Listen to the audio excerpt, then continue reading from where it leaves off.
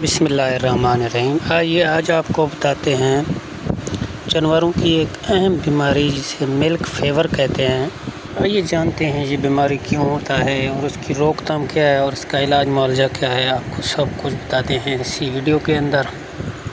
دوستو، یہ زیادہ تر دودھ دینے والے جانوروں میں ہوتا ہے۔ بچے کی پیدائش کے ساتھ ہی بیماری شروع ہوتی ہے اور جانور بے سدھ ہو کر لیٹ جاتا ہے۔ اگر اس کا علاج فوری نہ کیا جائے تو جانور کی موت واقع ہو سکتی ہے۔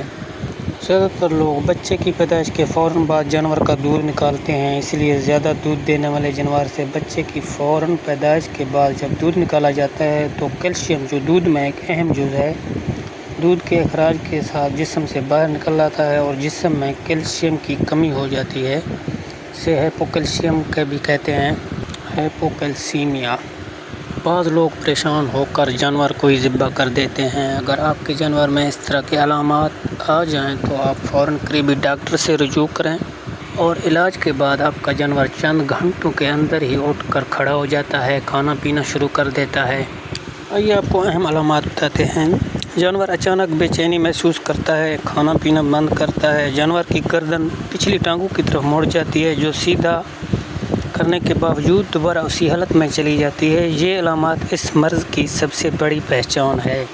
جانور کے کان ٹھنڈے اور جسم بھی ٹھنڈا ہو جاتا ہے۔ جانور کا ٹمپریچر 2-3 سینٹی گریڈ گر جاتا ہے، یعنی سب نارمل ٹمپریچر ہوتا ہے۔ جانور نیم بے ہوش ہوتا ہے، اس کی آنکھیں کھلی رہتی ہیں، سانس کی رفتار تیز ہو جاتی ہے۔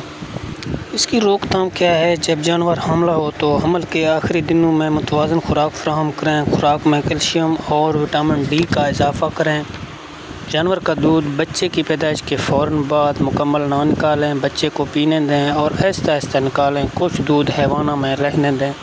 دوستو، امید کرتے ہیں آپ کو ہماری ویڈیو پسند آیا ہوگا۔ اگر آپ نے فی الحال چینل کو سبسکرائب نہیں کیا تو چینل کو سبسکرائب کر دیں، ویڈیو کو لائک شیئر کریں اور ہمیں دیجیے اجازت۔ دعاؤں میں یاد رکھنا۔ خدا حافظ۔